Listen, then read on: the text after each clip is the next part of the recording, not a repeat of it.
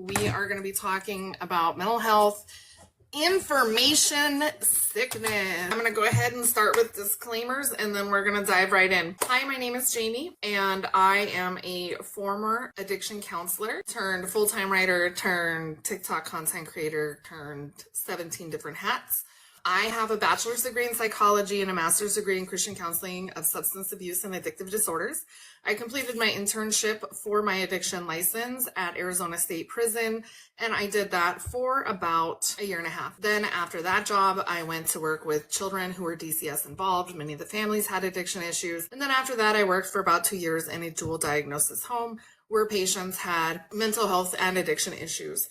During that time, I was also caring for my grandmother who had dementia, and I had a midlife crisis and decided I wasn't what I wanted to be when I grew up. And I subsequently started my business where I started writing full time, and I have just gradually evolved in what I do when putting out content. I do a lot more videos now than I do writing because the videos seem to be generating the revenue. I'm still extremely passionate about psychology, mental health, addiction, and social topics, so I do still want to talk about it. I still research it, write about it, and you can get me on a tangent about it at just about any time. So if you want me to shut up, don't ever ask me a question about mental health or psychology issues because I will talk your ear off nonstop. The first thing we're going to get into is I am no longer a licensed therapist, but even if I was a licensed therapist, I cannot be your therapist. Everything that we say here today is opinions only or experiences only. Now, I can give you some of the educational things from my educational background, but none of it is therapeutic advice. If you think you might need a counselor, I highly recommend that you go online, type into Google counselors near me. You can sometimes find somebody who charges low cost or no cost. If you find yourself in crisis or if any of the topics are triggering, you can dial 988 if you are in the US or Canada. If you are anywhere else, you're going to go to findahelpline.org and they will link you up with someone in your area. Don't expect us to talk about anything that is triggering. However, that does happen during this live. So if at any time you feel unsafe, you may leave the live. My feelings will not be hurt. This is a safe place for all of us to come together and talk about all things mental health and addiction related. Now that we've got all of that out of the way, we are going to go ahead and get started. Okay, so first thing is, as you guys can see, let's talk mental health. This is information sickness, mental cost of 24/7 connectivity, digital boundaries, and the cortisol spike. And I think we talk about this. It's really funny because I think some of my discussions about like creator mindset overlap with the mental health mindset, right? Because we were talking yesterday a little bit how when you're scrolling through your feed, that is a dopamine hit that you are looking for. When you are scrolling past the video, it's like, that doesn't give me that fix. It's also affecting our attention spans. But to take a different angle, we need to look at how it is also affecting our mental health. And we're seeing this especially with younger generations. I grew up in the generation where the internet was still very new. The very first computer I ever used was in kindergarten, and it was a little tiny Mac, like the size of an iPad, you know? And we were still, Ask Jeeves was the search engine that everybody used, okay, when I was in school.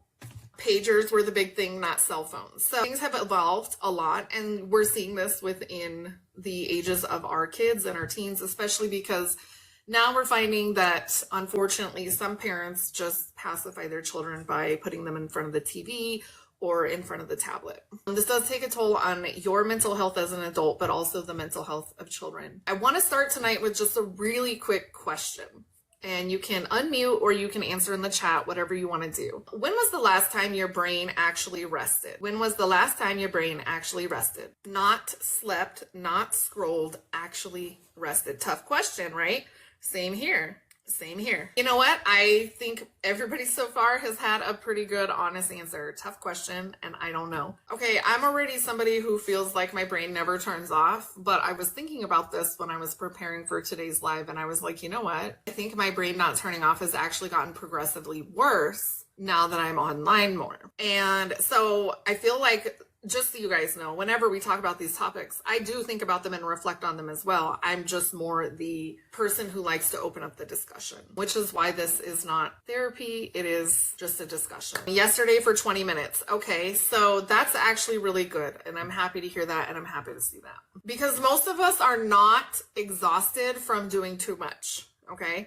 I know all of us have a lot on our plates. Some of us are moms, content creators, TikTokers, TikTok shoppers, or you're like me and you have 7 different hats and you have a business and you have this and you have that and you have this and everything is all over the place, right? But a lot of times we're not exhausted from those things, okay? And when you think about it, right, before everything was convenient, people used to have to walk to get places or get on a horse to get places, you know, hand prepare their food and everything. So it's not the labor intensive things or even the emotionally intensive things that are wearing us out.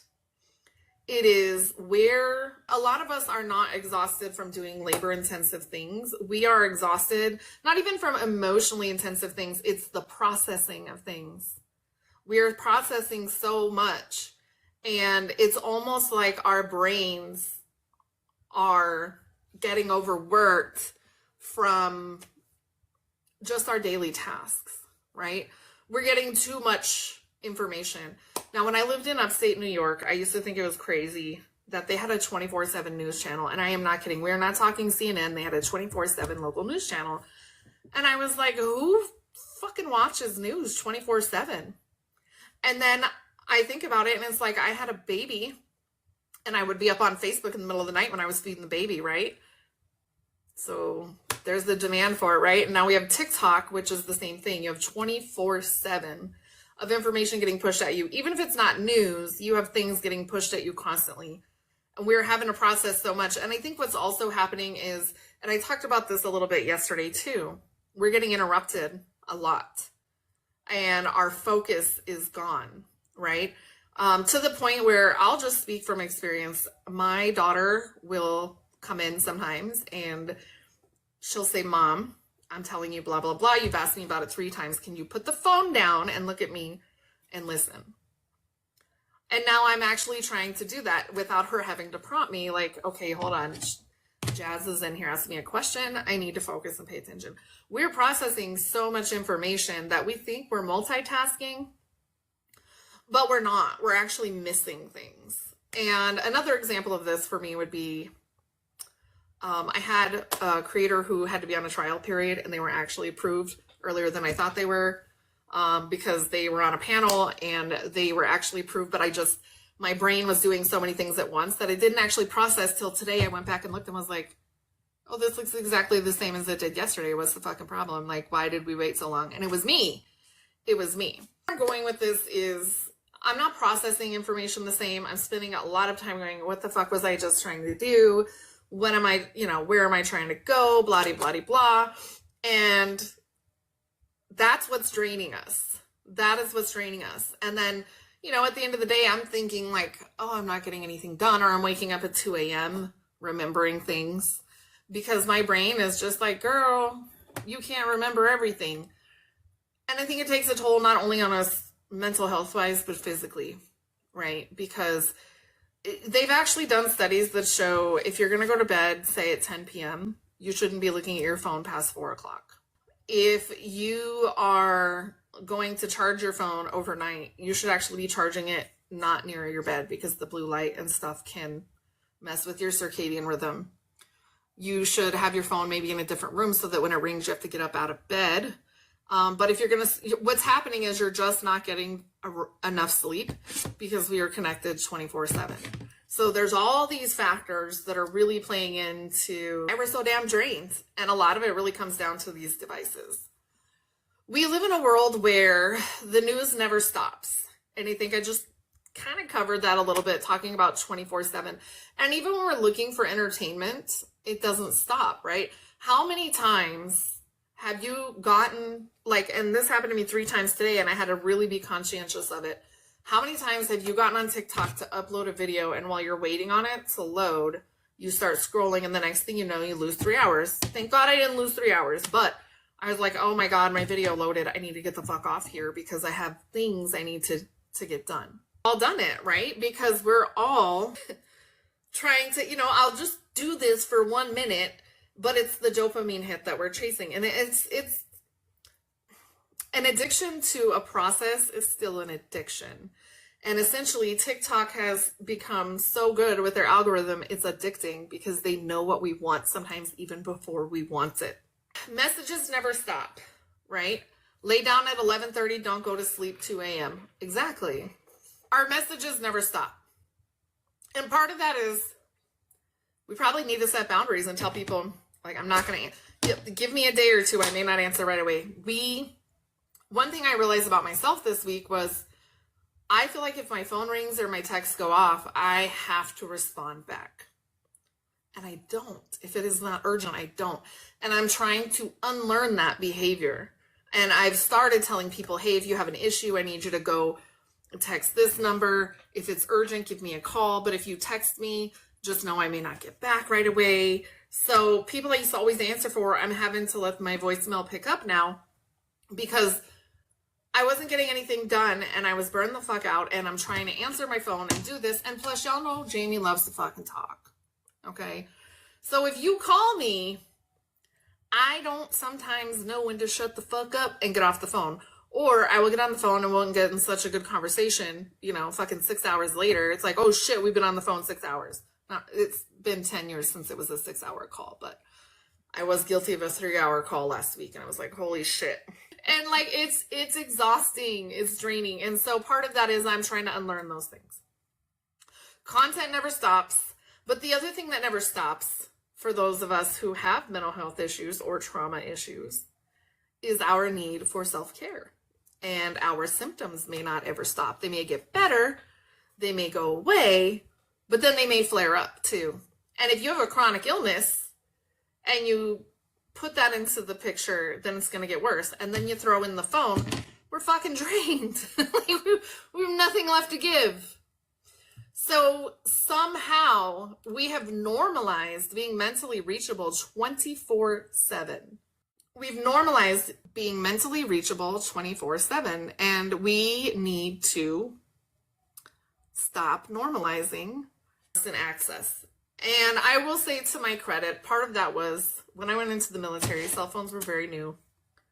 We had to have our phone on all the time so they could call us, which I was so happy when I got out and didn't have to be tied to my phone. But I have slowly gotten back into, I've got to always answer the phone, and I'm going to unlearn it. I do think it's going to be a little harder because it is something that I used to do before. But anyway, so somehow we have normalized being reachable 24/7 to people. We also have opinions that never stop, right? Especially like because of all the political stuff going on right now. Everybody has a damn opinion. And that's not to say that we can't be open to hearing them. But 2 months ago, I remember finally having to put my phone down because I was taking in too much. I was taking in too much, and all of a sudden I realized I am like emotionally drained. I'm actually depressed because I feel helpless because of all the things going on in the world around me, and I can't do anything. And so that was kind of when I sort of started this journey of like, I need to pay more attention to what I'm doing with my time and be more mindful. The human brain was not designed for constant alerts, endless crisis awareness, infinite comparison, and real-time global trauma, right? Now, we want to know what's going on in the world, but do we need to make it our entire free time? No. We should be enjoying life or whatever in our free time. I think this mismatch is kind of where the sickness starts.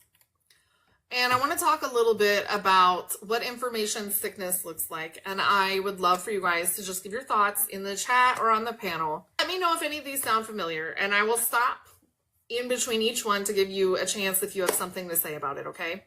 You feel wired, but you feel exhausted. You can't focus, but you also can't stop scrolling. You wake up already anxious.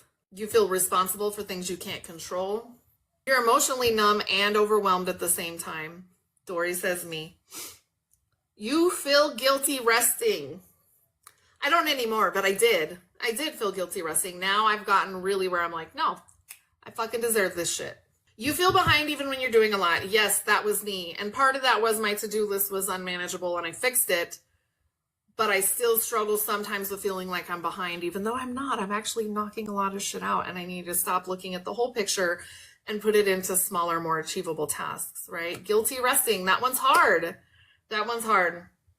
If you are nodding yes to any of these questions, or you are agreeing with any of these symptoms, your nervous system is an overload. Welcome to the club. We're all in the same club. Our nervous system is just showing us it's overloaded in different ways. Now we're going to talk a little bit about the cortisol piece, okay? And I want to talk about cortisol, and I promise I am not going to make this like a medical school level lecture. I don't want to make it boring, but how many people here know that cortisol is your stress hormone? Yeah. And we hear a lot about it, right? And we even hear about it in a lot of the self-care products. But cortisol is only meant to spike briefly and then come back down. So your stress level is just supposed to be for survival instinct and then come back down. But what's happening is we're staying in that survival mode all the time. And that's why we're feeling anxious. And part of that is technology, right? Because I have noticed sometimes when my phone rings, I feel anxiety about what the call is about. Even if I know it's probably just a friendly conversation. And I'll be going like, can I emotionally handle a phone call today? Even if it's fun. A result from stress. I should not be feeling that way. Part of what's happening, what's creating this anxiety as well, is we are constantly checking updates. We are always feeling on call emotionally. And that ties into what I said, where if my phone rang or my text went off, I felt like I had to answer. And there were even people in my life, my personal, not TikTok life, who would call repeatedly. And they didn't understand that, like, I just can't come to the phone right now. I'm in a business meeting or whatever. And I finally have told people, I cannot always answer my phone. So if I don't answer, I'm not ignoring you. I will do my best to get back to you. Do I sometimes forget? Yes. Is a follow-up text okay? Yes. But calling me back to back to back isn't going to make me answer my phone faster, especially if I'm in the middle of fucking nowhere because I have no reception, which does happen sometimes. I live in a rural area, and once in a while we're driving through the mountains and we ain't got shit of a reception. But then I'll be stressing because I'm like, well, somebody's trying to call me, but I know I can't answer right now. That is not normal.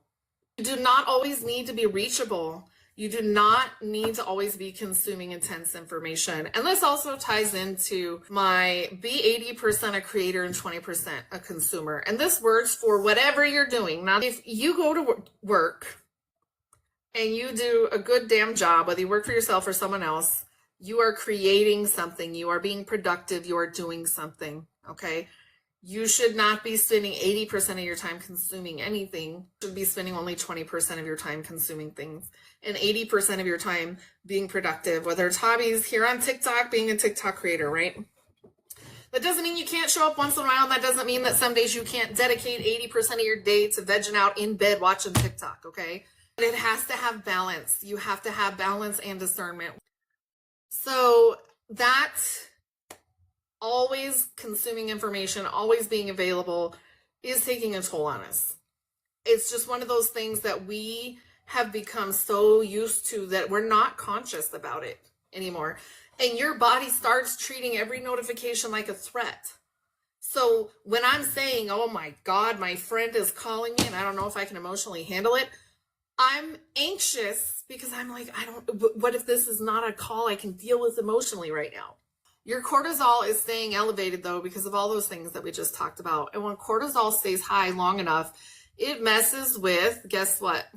Sleep, memory, mood, immune function, and emotional regulation. Now I have another question for you guys. How many times have you taken time off of work or gone on vacation and then gotten sick? And if you want to share a story, you're more than welcome to. Every time I take time off or go on vacation, I get sick. Because my body finally gets to rest. And that's the thing too, right? If you're already not feeling good or you have a chronic condition, whether it's medical or mental health, that availability for people is not always in your best interest. Sometimes we just need rest. Now, one of the things I want to cover too, and I actually did a video about this, it'll be up in a couple days, is digital boundaries. Okay, so for those of us in the content creation space, we have to also make sure that we are setting boundaries. And your question was perfect, Bossy, because it ties right into the boundaries that we're going into now, right?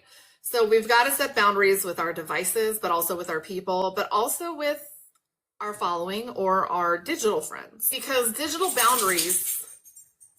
having boundaries with your digital audience does not necessarily mean you're disconnecting from reality. And I want to make sure that I'm very, very clear about that. But boundaries are necessary, especially as a creator whose platform is growing. People are going to want more and more and more and more from you. And you have to be very careful, because you're going to meet great friends on this platform, but you're going to have a lot of parasocial relationships, meaning people feel like they know you because you show up every day. And that can take a lot from you if you don't learn how to manage it. And this is something that even I struggle with, okay? Just because I was a therapist doesn't mean I always get all the answers correct on the test of life. And sometimes it's hard. Do you know, I want to show you guys something. I have 940 TikTok alerts. 940. And that's that I cleared a bunch of them earlier. It was like 2,000 and something earlier. That's not a bad thing. That means people are following me. People are interacting with my content. People are sharing my videos. That's not a bad thing. I'm not complaining. But that number isn't going to get smaller if I start getting more and more successful, is it? Okay? But with that is going to come, people want more and more and more from you. And then you're going to have to discern who is on my level that I can maintain constant communication with, and who do I need to outgrow and maybe only talk to once in a while. And it's not personal. But if you start getting to where you have 100 people in your life all the time, and then you have subs only, and you're doing this and you're doing that, maybe you're a guest on someone else's, you're not going to have as much time for other people who are still building their audience. And that's not a personal decision. It's a business decision. You have to reprioritize, right? But you also want to make sure that you're not giving too much to your audience for free. And I say this a lot.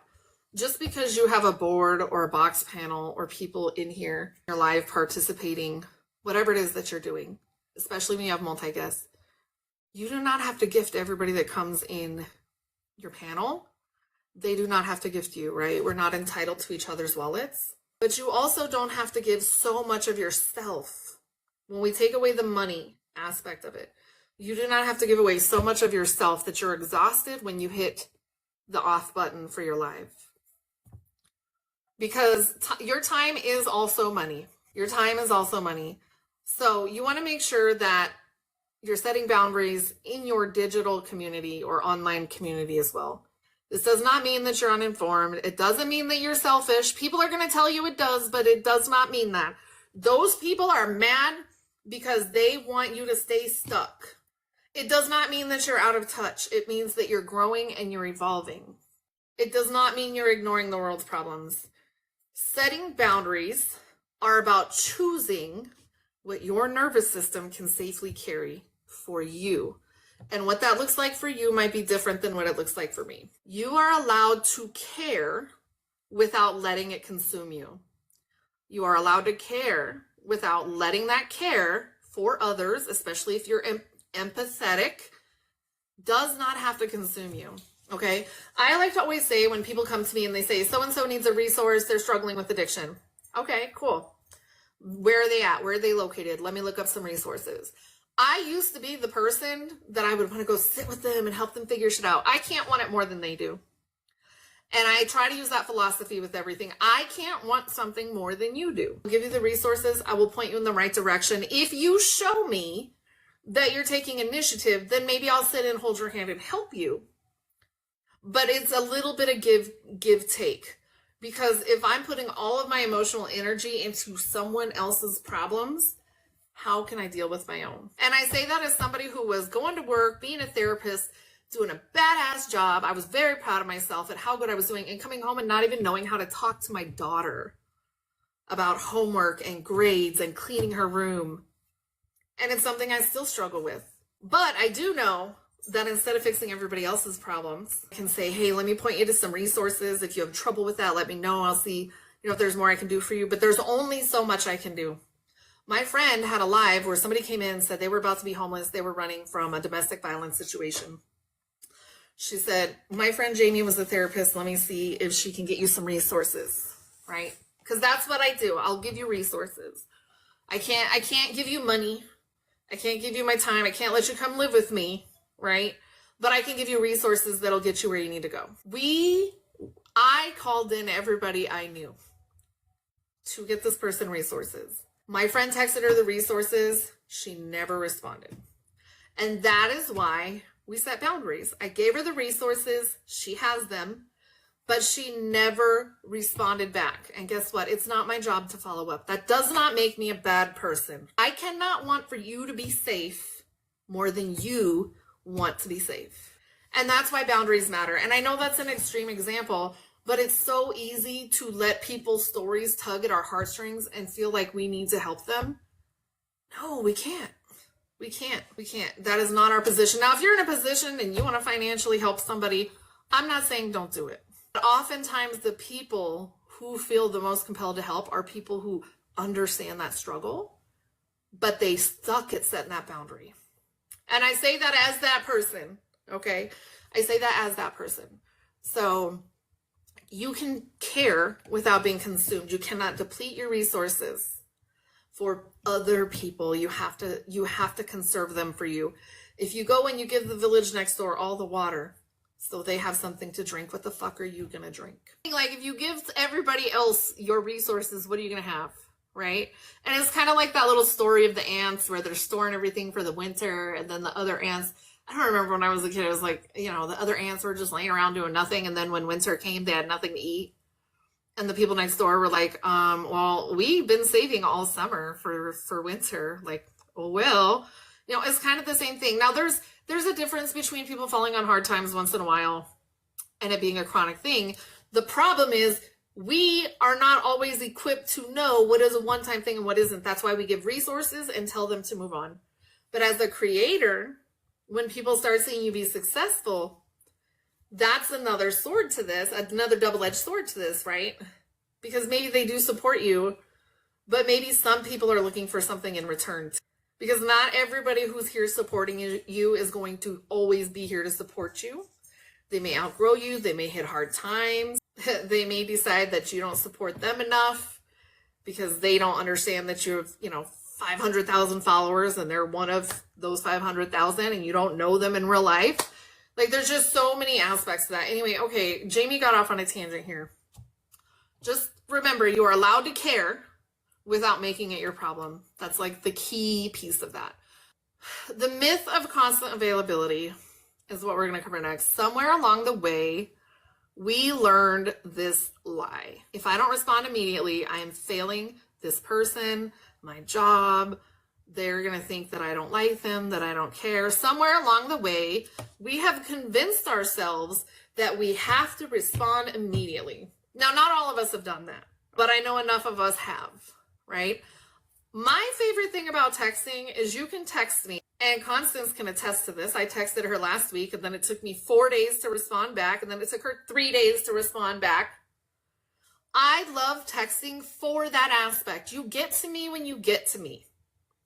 Because if it is that fucking urgent, I'm going to pick up the phone and call you, and that's why I love texting. Okay? But there are some people that are just like, I got to use the phone. I hate texting. And those people are hard for me to deal with, but I do. I do. Am I bothering you? Like, no, you're never bothering. Especially if you're texting me, you're never bothering me, I promise. And I am that person that one time I said, I will watch my phone ring when you call me, and somebody thought they would fucking be funny, and they called me just so they could see me watch it ring. Like, no, you're not special. I'm not going to be like, oh, I'll answer for you. Like, no, I will watch the fucking phone ring. Okay. And right now the ringer is off, so I won't even have to watch it ring. So somewhere along the way, we learned that if we don't respond immediately, that we're failing somehow. And that applies to text messages, DMs, emails, comments, emotional labor. One thing I've noticed is I like to respond to all my commenters because I'm not big over here on TikTok. And sometimes I don't see my comments for like 3 months. I've had where I go back and I'm like, I never noticed that comment before. I don't know. I have so many damn alerts. Sometimes I don't even know who's commenting on my post. So So that's the one where I actually do try to like comment back because somebody took the time to comment on my post. I want to comment. Constantly available does not make you a kinder person. It does not make you a better person. It doesn't make you a more professional person. It doesn't make you more loving or more committed. It's not a test of loyalty. Being always available burns you the fuck out. Okay? And I'm sorry for all the cursing, but like it's really that simple. It makes you burnt out. And when you're burned out, you can't help anybody. What do I always say? Don't pour from an empty cup. Do not pour from an empty cup. So how can we shift this mindset? And before I go into some of my ideas, I'm curious what you guys think. What are ways that you can shift that mindset that you have to always be available? What do you think would be a way to shift out of the mindset that we have to always be available if we're in that mindset? So if you're already in the mindset that you have to always be available, refocus on your priorities in regards to stuff that you have to do for yourself. That will keep you occupied and get you out of that mindset, because if you're focused on what you need to do for you, you definitely won't have time for other people, like for their false emergencies. Let's put it that way. Right. And so if you don't mind, I'm going to share my examples, but I want to see if anyone, it doesn't have to just be Canada, anyone wants to share an example of ways that you can make yourself the priority and not feel guilty for not responding to a text. You don't have to throw your phone in a lake to get it to stop going off. And I recommend that you don't, because you're going to regret it. But some of the things that you can do are small, easy, realistic things, okay? You can choose when you're consuming information.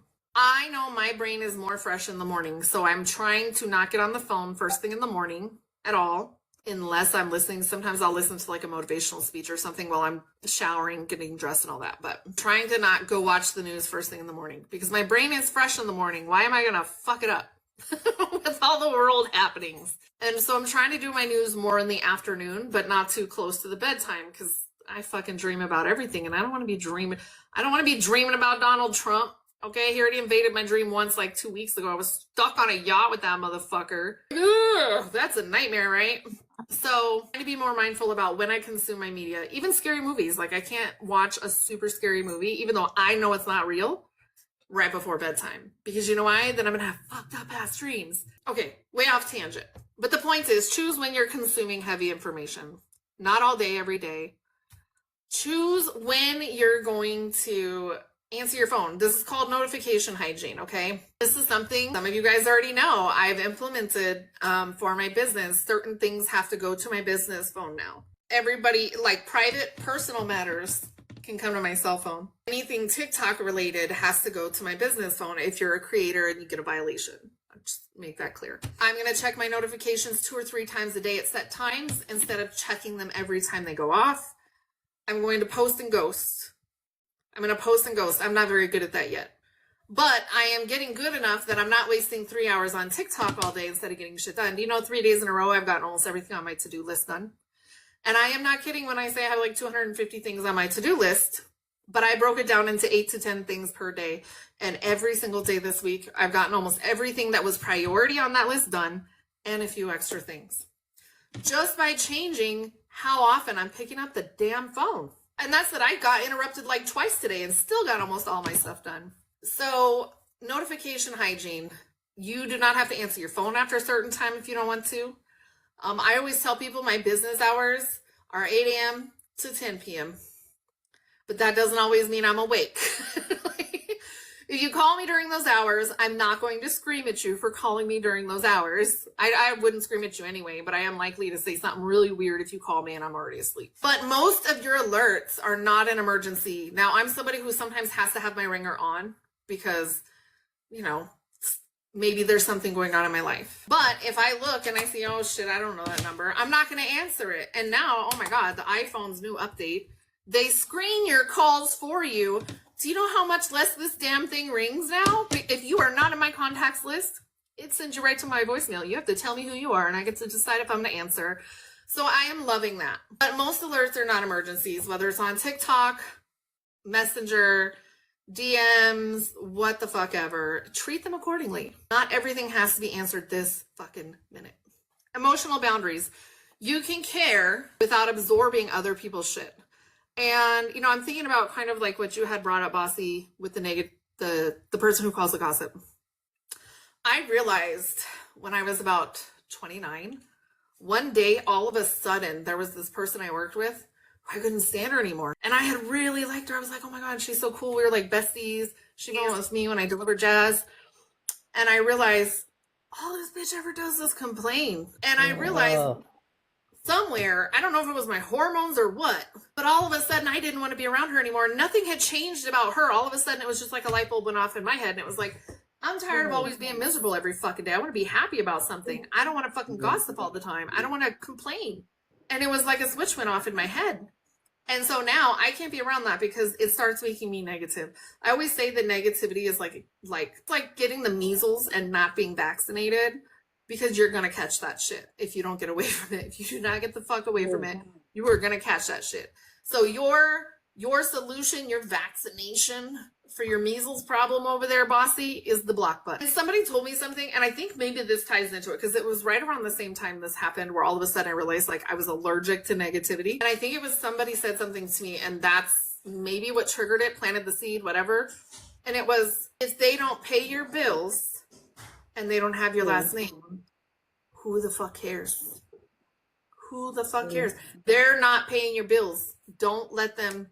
Like, and it took me even years to like fully understand that concept, but I think that planted the seed. Like, if you're not paying my bills, I don't give a fuck what you think. And that's why I tell people, especially like when they're going live and they're nervous about going live, well, I don't want to be cringe. Okay, cry all the way to the bank. Let people talk shit. Cry all the fucking way to the bank. Because you know who's still sitting at home talking shit about you? The person who ain't fucking making money on TikTok. Rest is not something that has to be earned. Rest is not something that has to be earned. Now, I understand for those of you who hold actual W-2 jobs and actually have people to report to, okay? So please don't think that I'm saying that you can't go into work, because I know that that varies from place to place. But I will tell you that if you are not feeling like doing something and you have the ability to rest, do it. And I'm not saying if you're procrastinating, okay? Like the Janie way. If you wake up and you're fucking tired and you're exhausted or you don't feel good, it is okay to rest. You don't need anybody's permission, and you should rest. And I know there's a couple of you in here like me that you damn near have to be forced down to rest. And what I really love is those couple of you like to hold me accountable too when you see I'm doing too much. And I appreciate that. But yeah, rest is not a reward for productivity. It is a necessary part of your life. And if you get up and you don't feel good and you need to go back to bed, that is O-fucking-K. Excuse me.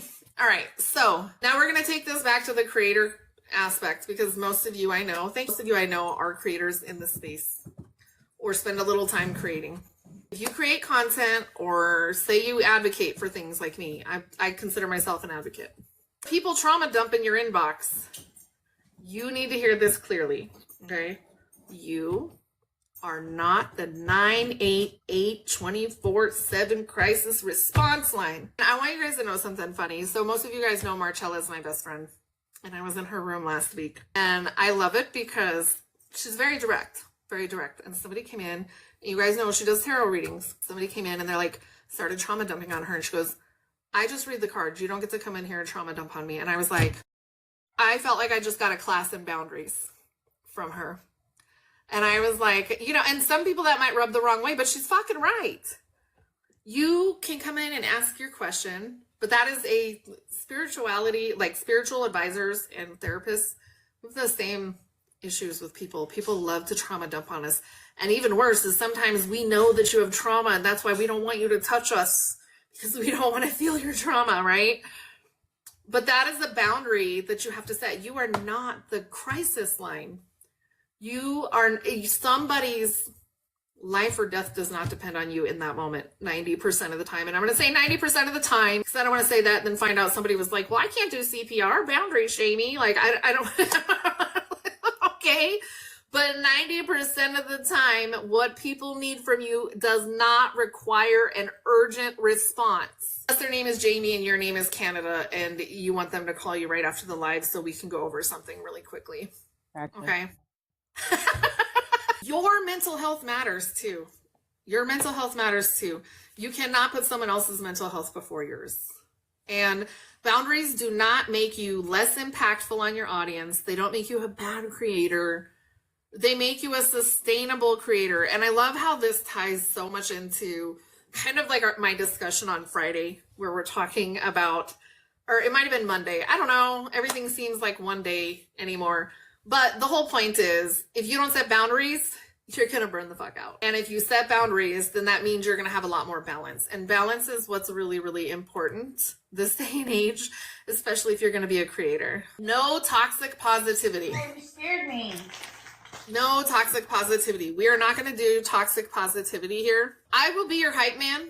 But if you come to me and you say, Jamie, I'm having a bad day, I'm not going to be like, it's all going to be okay. No, fuck no. In that moment, you don't feel that way. So why the fuck am I going to feed you that bullshit? The goal is not to consume less because you should.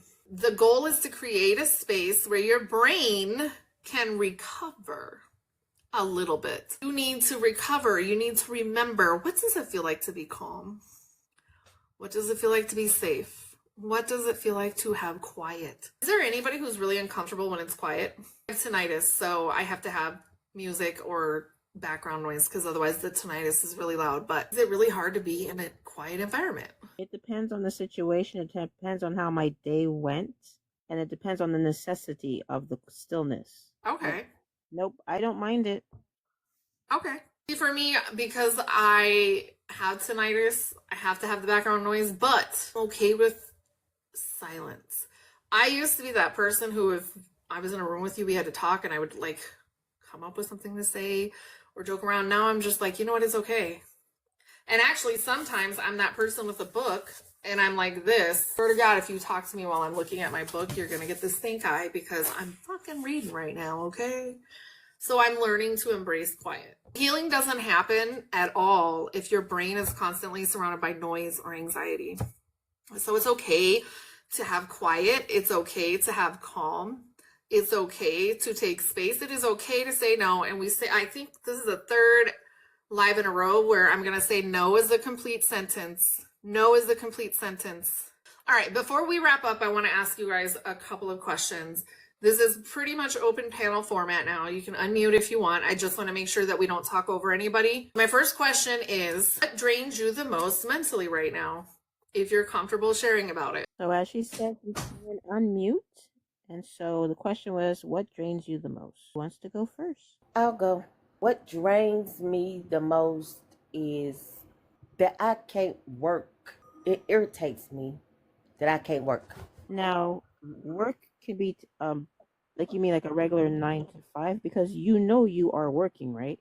Yes, I know I'm working, but I'm used to working, if that makes sense.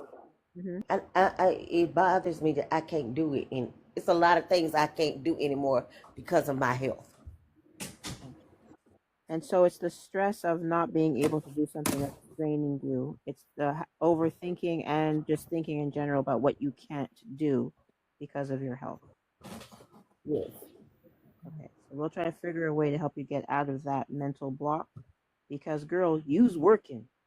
You're just not working a 9 to 5 where you get up every morning and you go to somebody else's business. But you is working. And we'll understand that. You is working, okay. You is working. Yeah. You're working hard. Yes. Yeah. Now, Yeah. what would it look like to protect your attention? What would it look like for you to protect your attention? Me? For me, it's setting boundaries. I'm sorry. Anybody can answer. Like our attention or intention? Please read. Your attention. I have the attention span of a squirrel, so I really don't know what you're talking about. I'm kind of confused. I squirreled. Yeah. So certain things throughout your day require your attention and your focus, right? Today, I know that tomorrow we have a long drive and I had a whole bunch of paperwork I had to make sure was ready. So in order to protect my attention and make sure I got everything done that needed to be done, I didn't get on my phone unless it was a designated break time. You guys I talked about my Pomodoro method yesterday. Unless it was a designated break time, I did not get on my phone. So I'm protecting my attention. I also know that I'm super stressed out and super anxious. And you know what I did today? Somebody called me. I'm just going to out her. She's probably won't care. Britt called me because, you know, she's getting married. She's like, oh my God, this is going wrong. That's going wrong. And this is going wrong. And so I called her back and I said, you know what, Britt? I said, you know what? You're an anxious wreck. I'm an anxious wreck. Why don't we check in with each other the next couple days and see how each other's doing? So instead of saying, oh God, I don't know if I can handle this today, I said, you know what, let's check in with each other because I think we're both on the same plane. Now, there's going to be days where you don't feel like doing something like that. You're going to be like pissed right off with that shit. I can only handle my anxiety right now, and that's okay too. But let's say Britt was, well, I'm not going to even compare her to this person because she's way nicer than him. But let's say Britt is this hypothetical person that exists in Janie's life who likes to try and call to gaslight her into arguing with them about politics. He can fuck right off with that shit because I ain't gonna fucking answer. That's why he's blocked. But there are gonna be times where, you know, everything's kind of open to interpretation. But in order to protect my peace, I'm never gonna answer the phone for that person again. I don't care if Earth is on fire and World of Wars or War of the Worlds is actually happening and he needs a safe place to go. I don't give a fuck answering my phone for him again because I have to protect my peace. And when the world ends, that is not the last fucking person I want to see. It's really more about protecting your peace. It's that I said attention, but I think it is more about protecting your peace. What does protecting your peace look like for you? Cutting off people who are toxic. Protecting my peace means that not because we're related by blood and that I've known you for my whole 52 years of life, that I'm going to allow you to do me wrong, do me dirty, and take me out of character. So Right. I rather be alone and be at peace than to have a shitload of friends that are there just to use you, or even family members, and feel obligated because we've known each other for so long or that we're related by blood.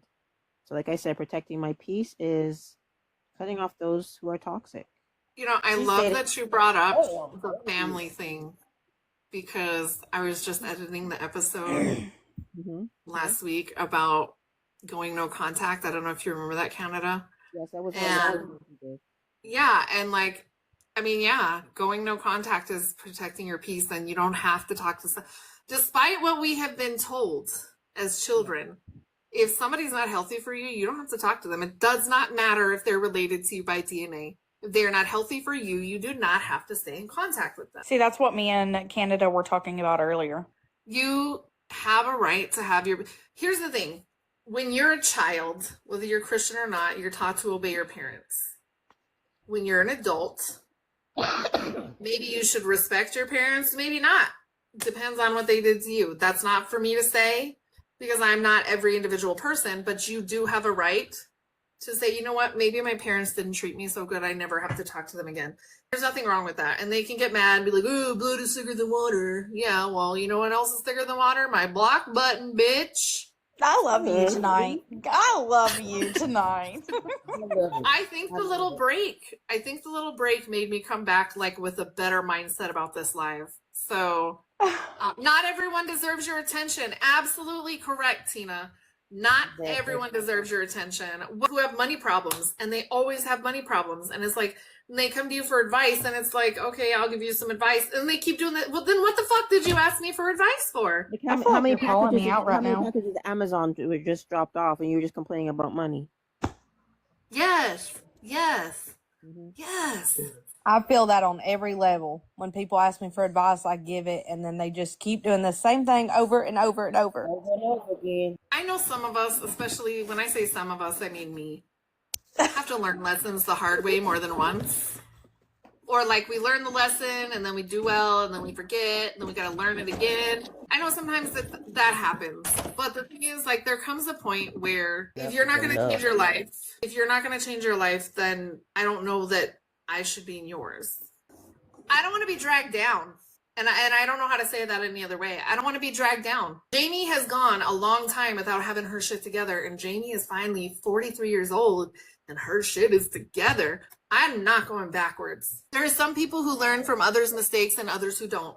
100%. There's some people who learn from others' mistakes, and there's some people who don't ever learn anything at all. And it sucks. All right. So You don't need to know everything. You don't need to carry everything. You don't have to be available to everyone, and you don't have to be available to everyone all the time. Remember, you're humans, not robots. So Brianna, it did is you hear okay to that take last breaks. one? What? You're humans, not robots? No. You don't have to be here for everyone all the time. All You the need to take time. some time for yourself. I used to tell my mom, because my mom struggled with this too. I grew up in chaos because my mom struggled with this. She struggled with wanting to help people who really she just shouldn't have helped. Okay. And I'm not knocking my mom. I love my mom to death. She's got the patience of a damn saint. But I did used to tell her all the time, you are not Jesus Christ. You cannot save everyone. And she used to get so mad at me for saying that. But I'm like, it is not your responsibility to save everyone. Now, you can have empathy and you can even be helpful, but do not make other people's problems your problems. I don't know about you, and this is for all of you. This is not picking on Brianna at all. Thank you, by the way, Brianna, for being here. I have enough problems without taking on other people's. A couple weeks ago, somebody I know who is recovering from alcohol was, I'm pretty sure they had been drinking. They called me and they're like, blah, blah, blah. Someone else said, did you tell the person they're living with? And I said, no. And they're like, why not? And I said, it's none of my fucking business. They're like, but don't you think they should know? Oh, they'll know if they're doing it. They're going to find out on their own. I am not going to go insert myself into someone else's situation. The other thing to that is, relapse is part of recovery. I'm not going to go make somebody's relapse worse. If they're going to be worse, they're going to do it without being able to blame me for it. That's simple. And guess what? That person did know that person did drink. I didn't have to say a fucking thing. But I could have ended up in someone else's shit by sticking my nose in where it didn't belong. I never want somebody to be like, yo, Jamie, found your nose over here in my fucking business. I never want to be that person. So I'm going to only stick, if it is not life, limb, or eyesight for somebody, I'm staying the fuck out of it. Now, if this person wanted to get behind the wheel of a car, then yeah, I'm going to have to fucking say something because I'm not okay with that. But if they're at home minding their own business and drinking, even though they're not supposed to be and said they wouldn't be, it's not my problem. One thing what you were saying about, you left the person, you didn't insert yourself into their situation with the person that was drinking because it's not your circus, not your monkeys, and you mind the business that pays you. There we go. Exactly. And you know what? 10 or 15 years ago, I would have loved to stick my nose in someone else's business because the amount of times that person did it to me. But I'm too old to be playing petty games like that. I feel like my biggest problem is everybody wants to come to me with their problems, and I want to try to fix it, and I know I can't, and I already have anxiety as is, and then I start going into overload because I'm trying to help them fix it, but really I need to be worrying about my own self and not making my mental health worse. So it causes a lot. I think you know the answer. You're just, and I think you're in a stage where you know what you need to change. You're just not quite ready to do it yet. But I will tell you, your mental health is not worth someone else's mental health being better. We don't judge here. So just so you know, everything I say comes from a place of love and not a place of judgment. But I do think that it is okay to tell people, what would you like me to do? Am I here to listen and support? Or are you asking me for solutions? And if they're just wanting to vent, okay, that's fine. But it is okay to also say once in a while, I have a lot going on in my life now too. And it's hard because sometimes that conversation, and I think you weren't here for this part, but sometimes the boundary setting conversation is uncomfortable and that's why we avoid it. But you got to think of it like a volcano, right? The volcano has whatever's in there just like stirring around, and then one day just, right? That's what's going to happen with your mental health and your anger, frustration, resentment, depression, anxiety. That's what's going to happen with that if you don't just do the uncomfortable thing first and say, I think maybe I'm not emotionally equipped to be the person you vent to today, or whatever, something along those lines. Can I give a bit of advice or technique on how to deal with certain things? Yeah. So I used to be the same way, Brianna. I used to want to save the world. Then what happens when I save the world and I have nothing left for myself, to give to my son, even to my cats and dogs? you can do is you take a notebook, and yes, it feels good to help people. It feels good to save people. You write the pros and cons. First of all, why do you feel this way of having to save people? It comes from something that happened probably in your past, but you put down the pros. Saving somebody, helping somebody feels so good because you feel like you did something that you had purpose. But the con is going to be there to save you when you need saving. You have kids. You have a man. You have yourself, first of all. It's yourself, your kids, your man. Let's put it that way. So if you need to be saved, who's going to save you? If you can't put down at least 5 names of people that you can lean on, excluding the people that you live with, you have to now, it's not being selfish, it's being selfless. You have to then change your mindset and say, listen, I can't do this anymore. Yeah. You can help Well, people. and to You can help piggyback people, off you of can save that, everybody. too, self-care can sometimes come in the form of saying no or not being available. Yes. And sometimes if you don't have the energy to have the conversation that I can't be that person for you right now, you can always just say, no, I'm really busy right now. I'd love to hear what you have to say. Can we set an appointment for Saturday or something? Are a very important asset to a lot of people. I briefly heard a little bit about what you do and how many kids you have in your house. I believe maybe on Married Mama's Live. Yes. And you have a lot of people in your life that you are probably the rock for. And I think the people who are in your household directly, including yourself, are more important than anybody else. And I think that you have to be more important than even the people in your house, because if you don't take care of you, they're all gonna struggle without you. So I think you're fucking amazing for what you're doing.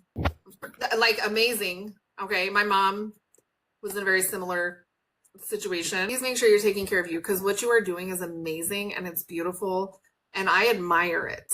Okay, and I know you don't even really know me, but I think it's amazing. I'm a stories person, and please make sure you're taking time for yourself. If you can't take a day for yourself as a mom or somebody who works, please take 20 minutes to go hide in the bathroom and read a fucking book or play on your phone or do whatever it is you need to do to get 20 minutes of peace and quiet. Because sometimes I feel guilty when I take time for me. And so what I would like for all of us to try to think about today is, you do not have to be guilty for taking a break. How many days have you put in long hours? How many days have you had more time awake than asleep because it was one thing after another? You can have 20 minutes to yourself, 2 hours to yourself, 2 days to yourself, whatever it is that you can give yourself. Heather was one of the first people I met when I started kind of hanging out on TikTok again, so it was pretty cool. All right, guys, I am gonna wrap it up because I have to be up very early tomorrow. You guys are amazing. Thank you so much. I'll try not to cuss so much next time, but I have to be professional tomorrow, so I had to get it all out tonight. Okay. Get it all out. We love you anyways. Yes. Dirty mouth and all. We'll bring you some Orbit. I know. You have a good night, okay, guys? Thank you Good so night. much. Thank you, guys.